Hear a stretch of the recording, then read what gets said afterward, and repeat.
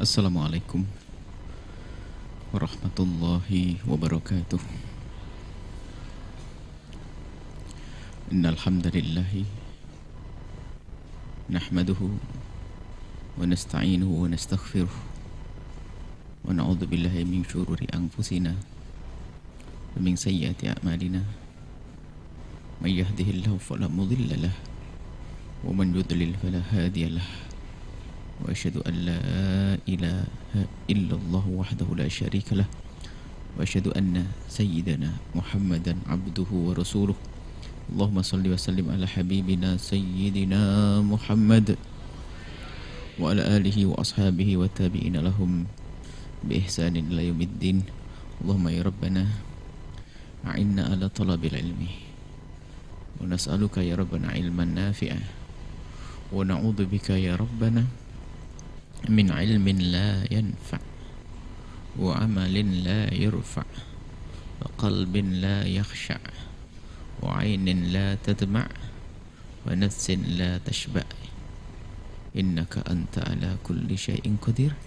Allahumma ya rabbana rizukna taubata qabla al-maut wa syahadata 'inda al-maut wal jannata ba'da al-maut. Amma ba'd.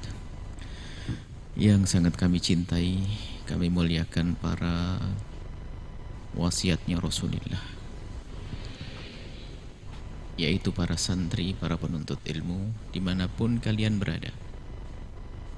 Semoga Allah memberikan kepada kalian ilmu yang bermanfaat, ilmu yang menjadikan kalian semakin baik dengan Allah, semakin dekat kepada Allah, dan semakin baik dengan sesama. Ilmu seperti itulah yang menjadikan seseorang itu bahagia. Bahagia di dunia dan bahagia di akhirat. Yang baik kepada Allah dan baik kepada manusia, dia akan menemukan kenyamanan di dunia di saat berurusan dengan manusia, dan ujungnya nanti di akhirat akan nyaman buah daripada kebaikan-kebaikan yang ia lakukan waktu di dunia. Dan itu dengan ilmu. Tapi lagi-lagi mencari ilmu harus ada tahu caranya. Kalau tidak tahu caranya nggak akan mendapatkannya. Kalau mendapatkannya tidak maksimal atau mungkin salah ilmu. Kalau salah, ya salah resep, hasilnya berbeda. Maka mari kita belajar mencari ilmu.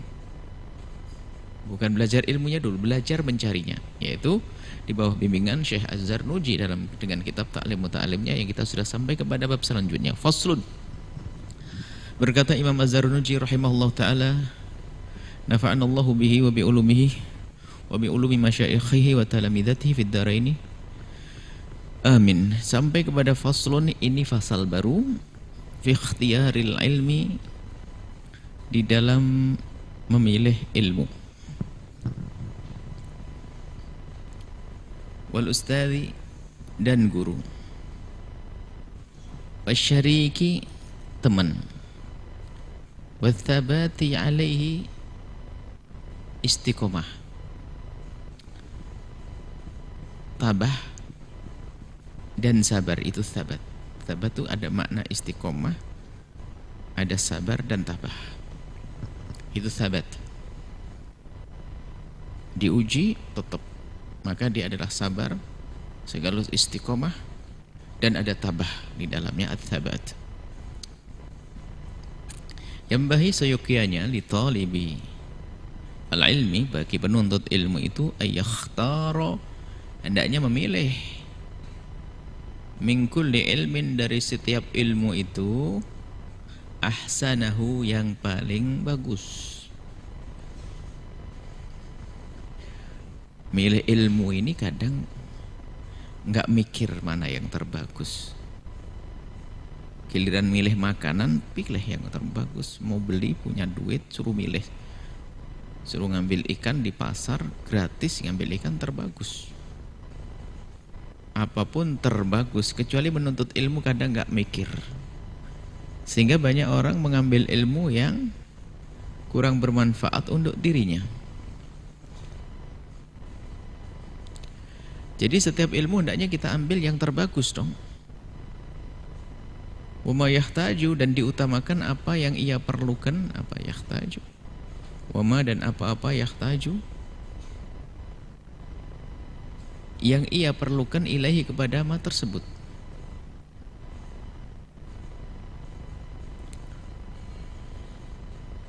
Fa'ilnya penuntut ilmu. Kalau fa'ilnya dibuang, dibaca begini, wa ma yuhtaju ilaihi, dan apa yang dibutuhkan. Bisa baca yuhtaju ilaihi. Tapi karena ada fa'ilnya sebelumnya, yahtaju ilaihi, yang dibutuhkan. Yang yahtaju membutuhkan talibul ilmi ilaihi kepada ilmu tersebut fi amri dinihi, dalam urusan agamanya. Nah, ini orang cerdas, mengutamakan urusan agamanya. Urusan dunia boleh dikejar, boleh dicari, asalkan tujuannya untuk agama, untuk akhirat. Tapi ketahuilah bahwa yang harus didahulukan adalah yang menjadi sebab keselamatan urusan agamanya fil hali, saat ini. Ilmu ada urusannya dengan dunia yang diperlukan saat ini. Ilmu mencari rizki, mana yang halal dan yang haram, dibutuhkan saat ini. Yang enggak ngerti halal haram, kerjanya haram.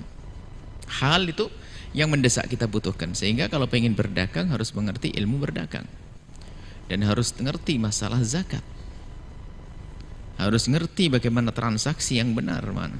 Karena ilmu hal, ilmu yang harus ada saat itu. Tsumma yahtaju ilaihi, kemudian mempelajari ilmu yang ia membutuhkannya ilaihi, kepada ilmu tersebut fil ma'ali, di akhirat. Ini adalah urusan ibadah. Jadi fil hal ini adalah cerdasnya muallif dalam memberikan isyarat. Ilmu agama tapi dalam ngurusi dunia ini, hal transaksi jual beli. Yang berikutnya adalah ilmu agama urusan akhirat, ibadah.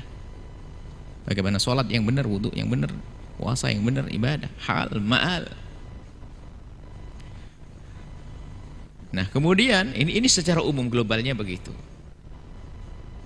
Jadi ilmu dunianya, ilmu yang harus dikejar terlebih dahulu adalah ilmu yang menjadi sebab selamatnya urusan agamanya.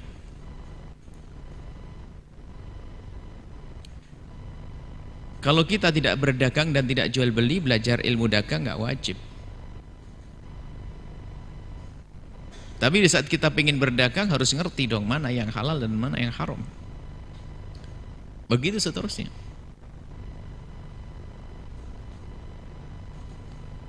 Kemudian ingin selamat di akhirat harus ada bekal dong. Bekalnya ibadah dan kebaikan-kebaikan yang kita lakukan, harus ada ilmunya dong. Saya ingin mendapatkan pahala banyak di akhirat untuk mendapatkan pahala sholat. Tidak belajar ilmu sholat, nggak bisa sholat, mana dapat pahala. Belajar ilmu sholat, ilmu agama saat ini untuk ma'al, untuk kehidupan nanti di akhirat.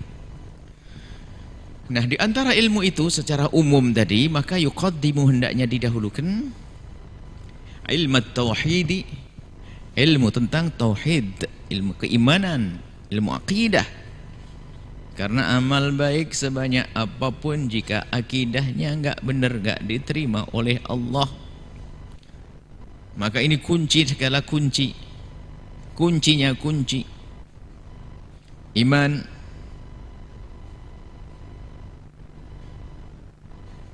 Orang sholat tidak punya iman, enggak diterima. Dan di dalam bertauhid ini adalah wa ya'rifullaha, hendaknya dia mengenal Allah. Di dalam bertauhid ini hendaknya dia wa ya'rifullaha, mengenal Allah, bidalili, dengan dalil.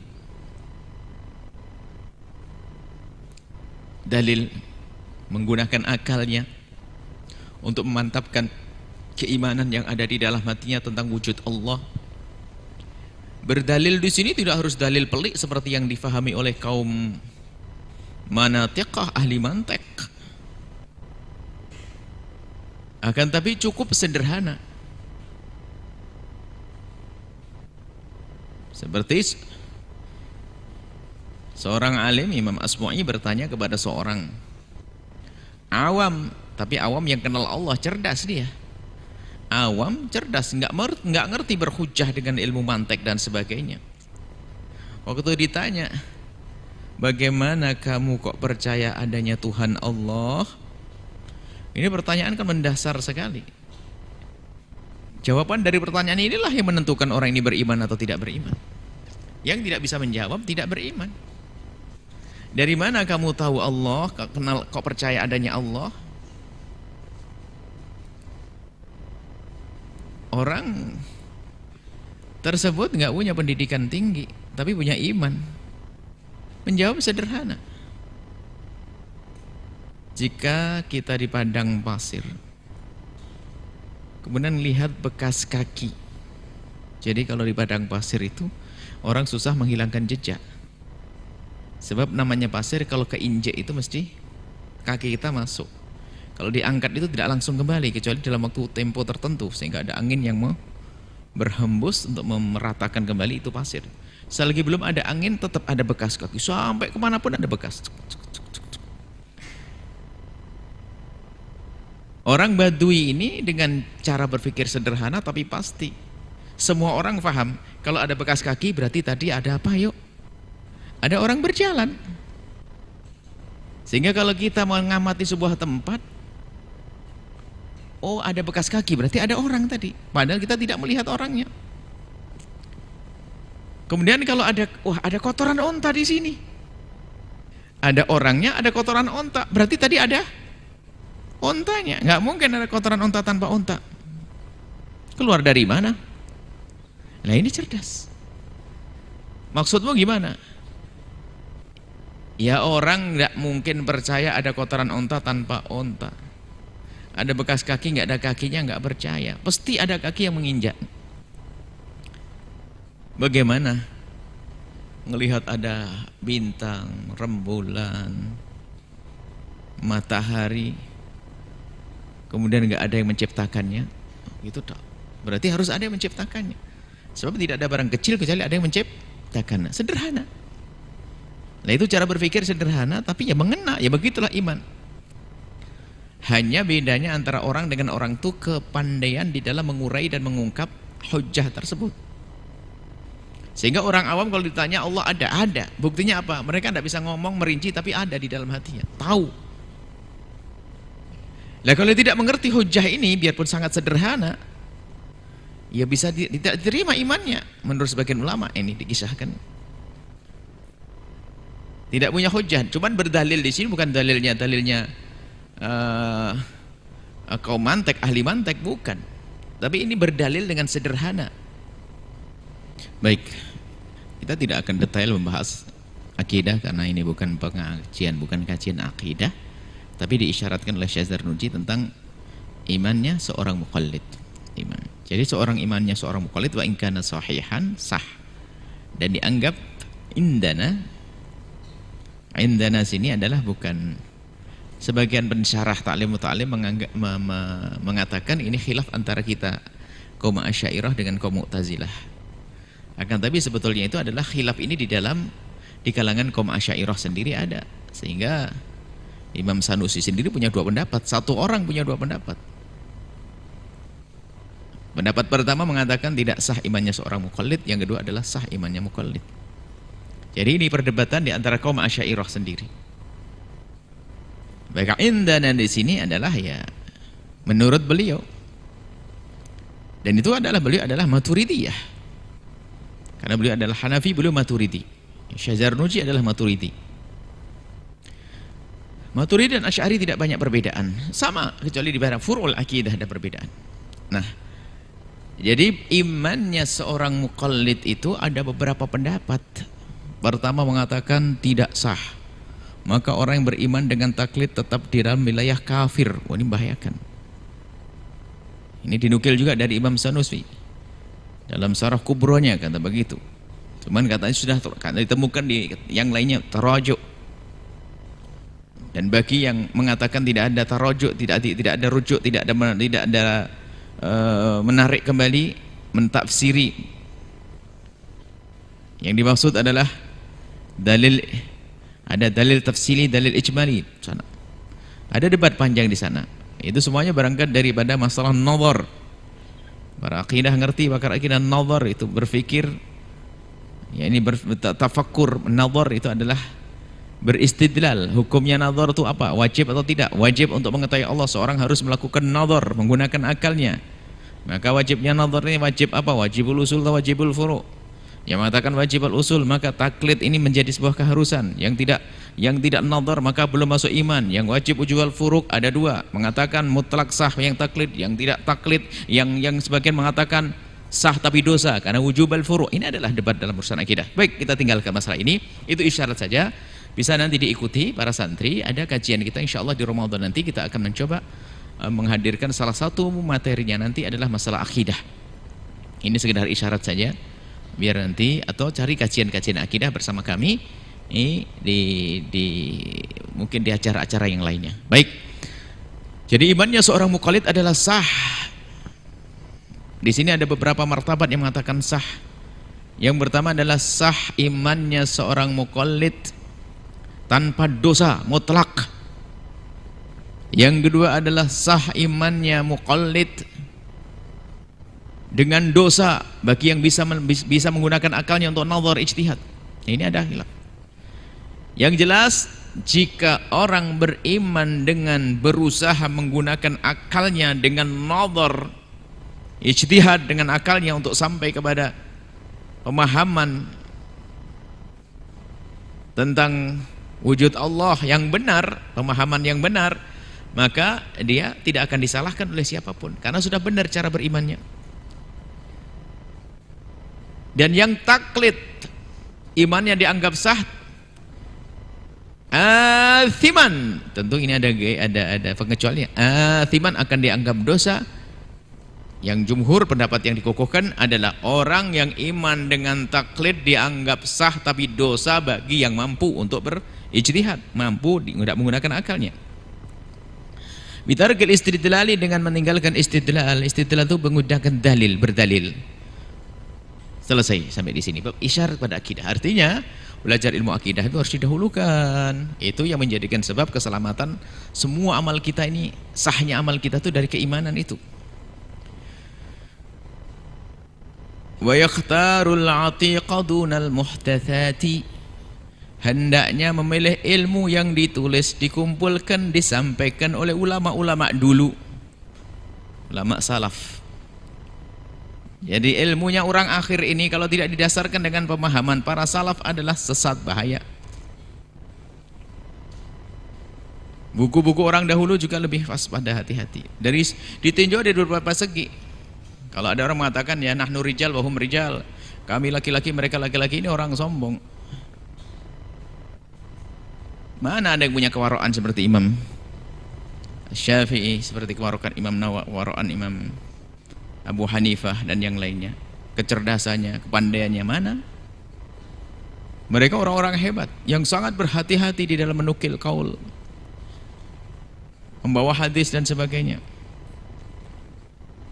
Disebut dalam kitab Tadhkirun Nas, Sayyid Ahmad bin Hasan Atas menukil dari perkataan ba'dus syuyukh alaikum man arada taqadduma falyutali' kutubal mutaqaddimin wa man arada ta'akhkhura falyutali' kutubal mutaakhirin. Kalau pengen maju hendaknya senang bacanya kitabnya orang-orang dulu. Kalau pengen terlambat baca kitabnya orang akhir zaman. Akhir zaman yang bikin terlambat ini adalah tulisannya orang akhir zaman yang tidak menyambungkan dengan ulama salaf. Tapi kalau ditulis oleh orang akhir zaman tapi menyambungkan dengan ulama salaf ya sama. Artinya membawa kita kepada ilmunya ulama salaf.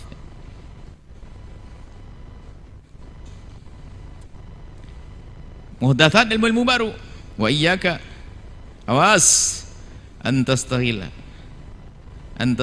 bihadzal jadal, awas jangan kau sibuk dengan ilmu debat. Alladzi dhahara, yang sering numpuk. Wah, ada orang pengennya debat, pengen dianggap jago, cerdas, pintar, wah paling ngerti. Yes. Orang nggak usah bangga dengan debat deh. Kita perlunya orang itu benar di saat menyampaikan kebenaran dengan cara yang lembut dan indah dan benar, itu nyampe. Wah, debat. Hampir sedikit orang yang sadar dengan sebuah perdebatan. Yang ada adalah marah, dendam. Akan tapi yang ada adalah di saat menyampaikan dengan cara yang benar, bil hikmah wal mau'idhah hasanah, orang mendengar lalu tertarik tanpa debat. Cuman kadang debat perlu. Untuk siapa? Bukan untuk dia. Karena dia orang yang didengar sama orang, di debat biar dia kalah, orang lain yang lain biar tobat. Kalau dia aja susah tobat, jarang orang debat tobat.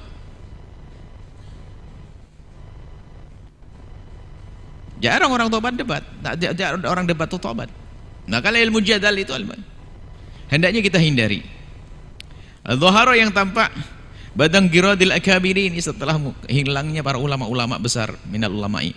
Fa innahu, sebab ilmu debat itu yub'idu talibah, menjauhkan seorang santri anil fiqhi, dari pemahaman yang sesungguhnya. Hanya sibuk mencari jawaban kalau seandainya ditanya begini, mencari alasan kalau seandainya dituduh begini, terus kerjanya hanya mencari-cari begitu. Bukan bagaimana memahami sebuah ilmu kemudian dirasakan lalu diamalkan, enggak. Hanya di media debat, dalam bahas, dalam pembahasan saja. Wah, pembahasan masalah ini, debat sini, debat situ. Teringat kalimat istimewa sederhana dari guru mulia yang baru wafat, Syekhna Dr. Ahmad Ali Thohar Rayyan. Waktu itu membahas masalah adadu rakaatid duha, bilangan rakaatnya duha antara 12 dan 6, 8, dan soal debat. Kita mendatang kata-kata cerita gini kan, ditanya kan anak, belum kita menjawab begini. Beliau dengan senyum, ya waladi, wahai anakku dengar, aku mau tanya, ente mendebatkan antara 8 sama 12 rakaat sholat duha. Anak mau tanya sama ente, berapa rakaat ente sholat? Berapa rakaat sih? 2. Enggak masuk 8, bukan 12. Akhirnya beliau mengatakan, jangan biasa ilmu hanya dalam lingkungan debat, kita perlu amal. Beliau orang soleh, termasuk waktu belajar fikih muqaran. Fikih muqaran ini adalah biasa. Fikih muqaran beliau mengatakan ini ilmu kibir, ilmunya sombong. Orang kalau belajar fikih perbandingan ini kadang-kadang nggak mau disalahkan sama orang. Kalau disalahkan fihi qaul, ada pendapat, sombong. Nggak bisa insaf marhaba, susah. Kalau tidak diasari dengan ilmu ketawaduan. Baik, ilmu jadal itu adalah ilmu yang menjadikan orang jauh dari ilmu malahan. Wa yudhi'ul umra, aduh sia-sia buang umur, ribut debat. Wa yurithul wahsyah, memang nggak mesra lagi, sudah nggak enak, ketemu sudah nggak asik deh. Coba aja di kelas kalau ada model mukanya muka, sebab biasanya ada model manusia kalau nggak debat nggak enak dia. Ayo hati-hati yang di kelas, santri, hilangkan sifat jelekmu itu. Nggak debat bukan dia lagi, sudah besting, beda kayaknya. Sampai gurunya di debat gua, ya wah repot. Sebenarnya dia ada kesombongan yang tersembunyi, ingin pamer kalau dia alim, padahal dia bahlul. Ada di setiap tempat biasanya ada anak yang gayanya debat, nggak enak kalau nggak debat temennya. Selalu berbeda, nggak mau kalau nggak debat bukan dia lagi. Naudzubillah. Yurithul wahsyata, menjadikan tidak nyaman. Wahsyah itu adalah ya nggak nyaman, guru nggak enak dengan dia. Biarpun katanya apa, oh kita ini sudah biasa, santri ini biasa debat begini. Oh enggak, dalam hati ada perubahan tentu. Tidak diajarkan kok oleh Nabi. Imam Syafi'i saja tidak berdebat, bukan debat permusuhan caci maki, tidak. Bahkan beliau menyampaikan kebenaran, mendengar kebenaran, beliau mengatakan kebenaran yang aku bawa adalah aku yakini itu benar, tapi mungkin salah kok. Bahkan beliau pernah mengatakan, jika aku berdebat dengan seseorang, aku berharap bahwasanya kebenaran ada di lisan lawanku, maka di saat itu aku telah akan mendapatkan satu ilmu. Artinya apa? Itu puncak ketawaduan. Kalau seandainya kebenaran padaku, belum tentu dia patuh kepada saya. Tapi kalau benaran ada dia, saya akan mudah mengikutinya. Wallah, hebat. Kan susah mengikuti ini kalau bukan dasarnya tawadhu. Wal adawah, permusuhan. Jadi debat itu menjadikan sebab permusuhan. Wa min asyrati saati, ini adalah tanda-tanda hari kiamat. Memang tidak disebut tanda hari kiamat adanya ilmu debat, bukan, akan tapi menunjukkan ulamanya sudah nggak ada. Kalau sudah banyak debat itu ulamanya nggak ada. Sebab ulama dulu tuh perbedaan antara Imam Malik, Imam Syafi'i itu bukan dengan debat, perbedaan yang cantik, indah. Jadi kalau sudah masa debat ada ini, artinya ulama itu sudah hampir nggak ada. Irtifa'ul ilmi, dan sudah ini tanda terangkatnya ilmu wal fikih, kefikihan. Sudah menunjukkan nggak fikih lagi. Sebab fikih itu kan harus dirasakan, bukan hanya di otak saja. Fikih Fiqhun nafsi, fiqh memahami ilmu dengan kesadaran hatinya, dengan akalnya.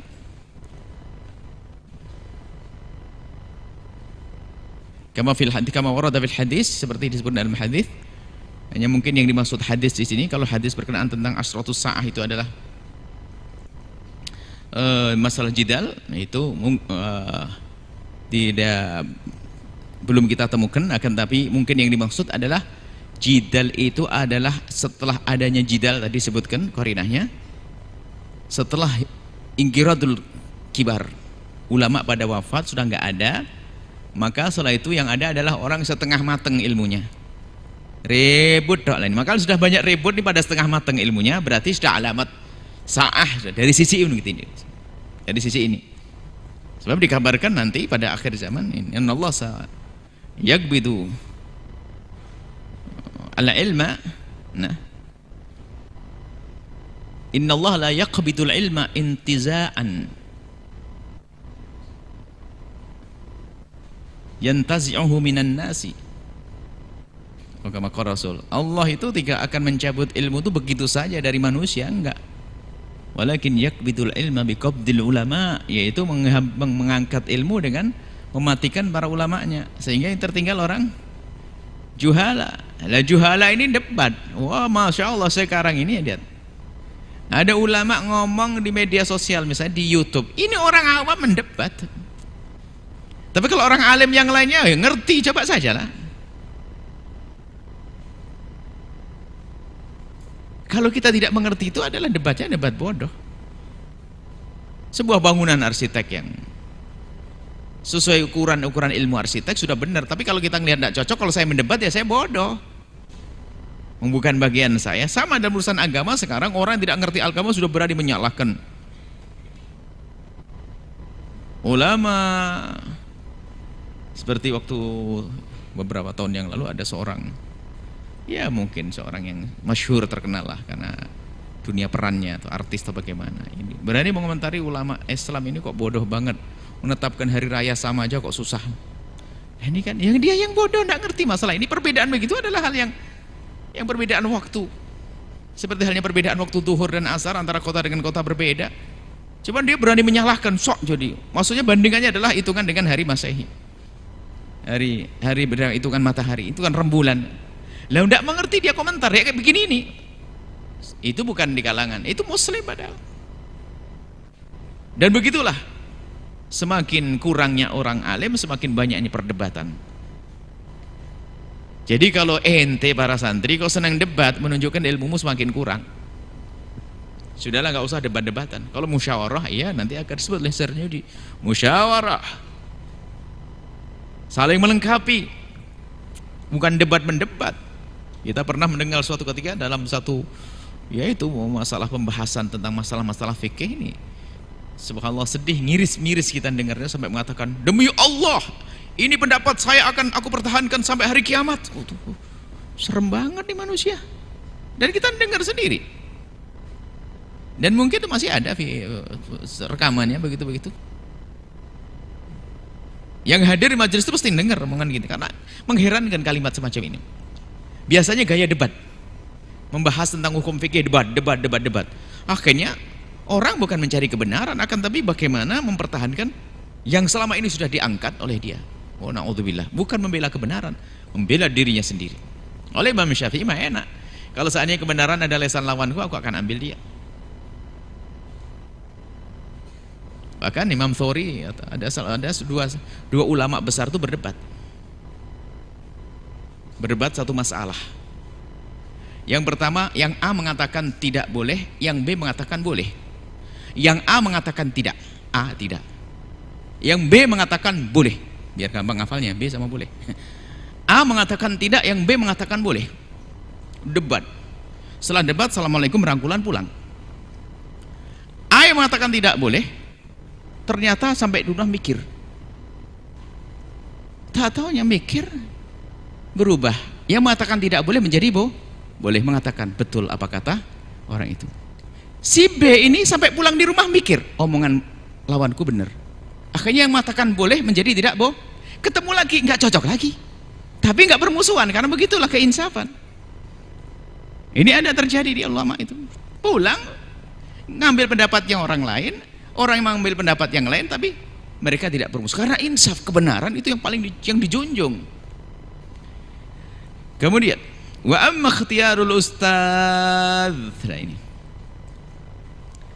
kalau milih ustadz ini milih ilmunya ya. Sekarang milih ustadz, fayambaghi, awas hati-hati, fayambaghi ayakhtaral a'lama wal awra'a wal asanna. Hendaknya sebisa mungkin terkumpul ya, didahulukan apa? Al-a'lam. Jadi Imam Zarnuji nyusun ini ada maknanya.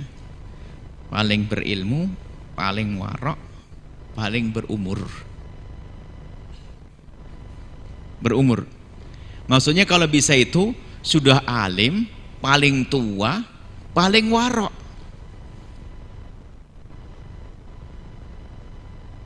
Nah ini urutannya begitu.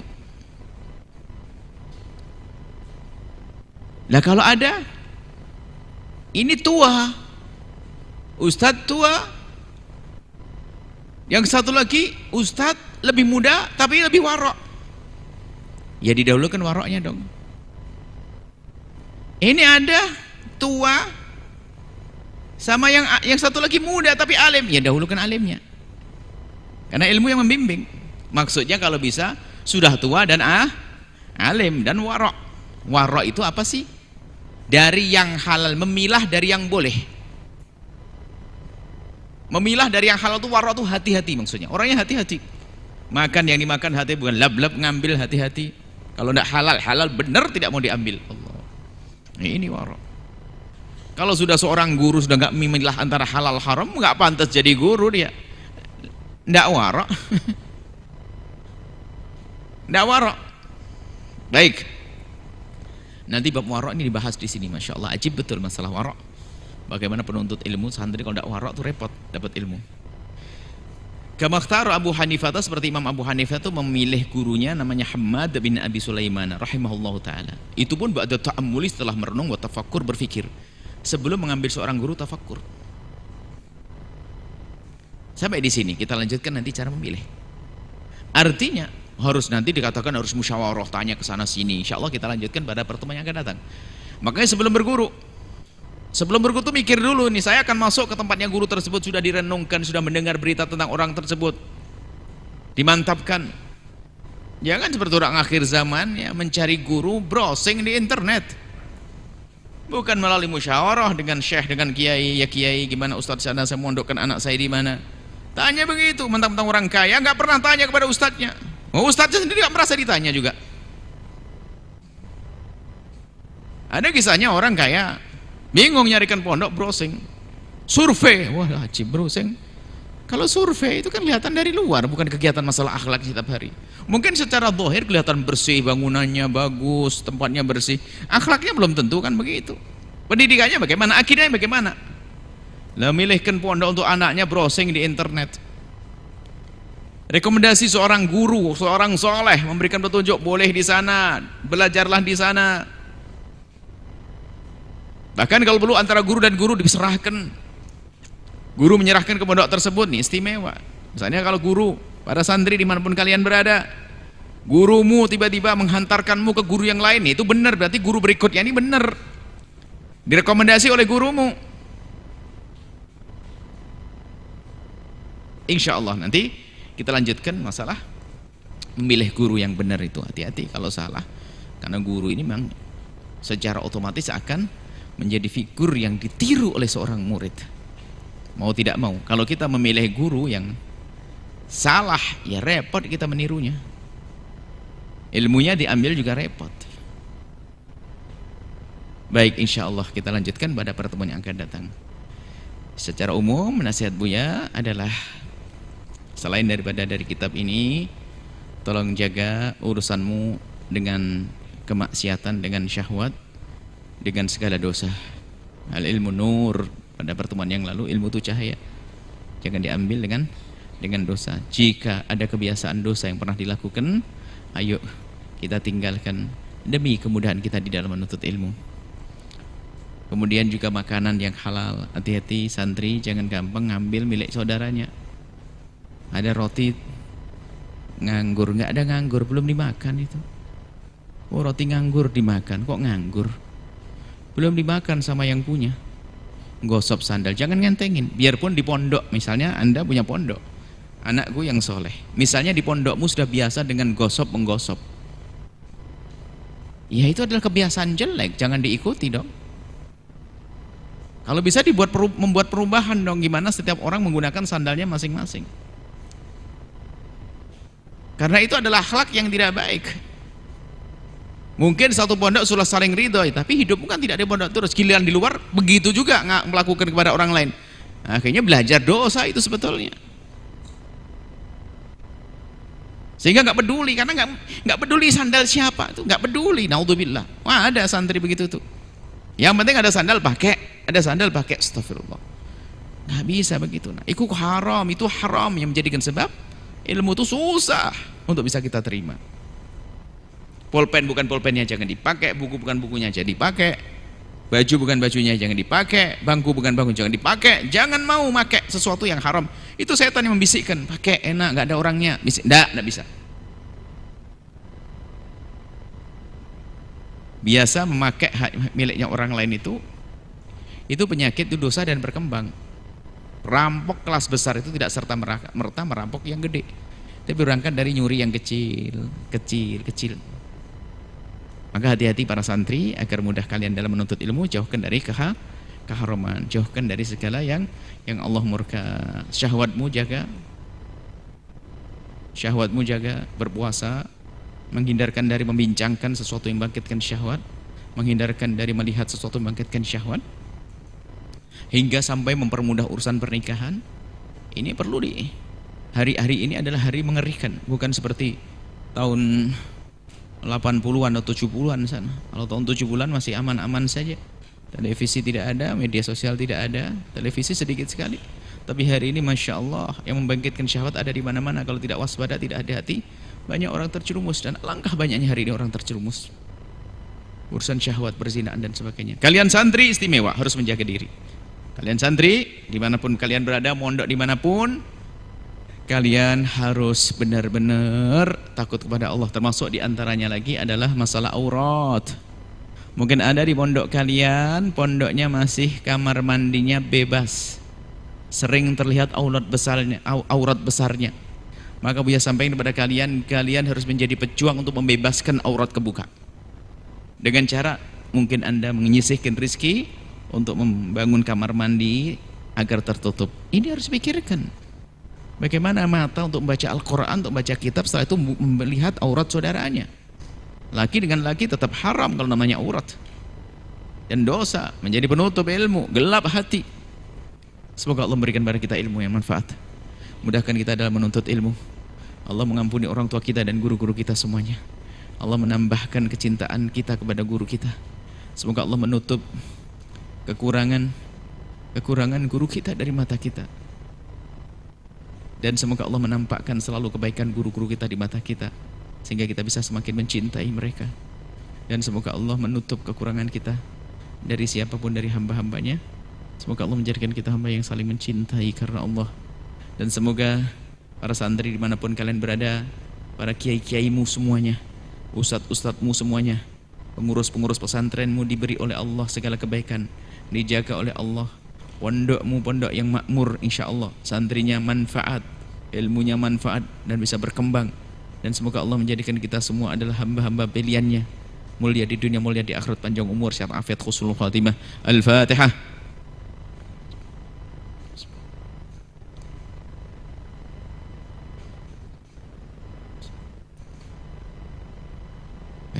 Assalamualaikum warahmatullahi wabarakatuh.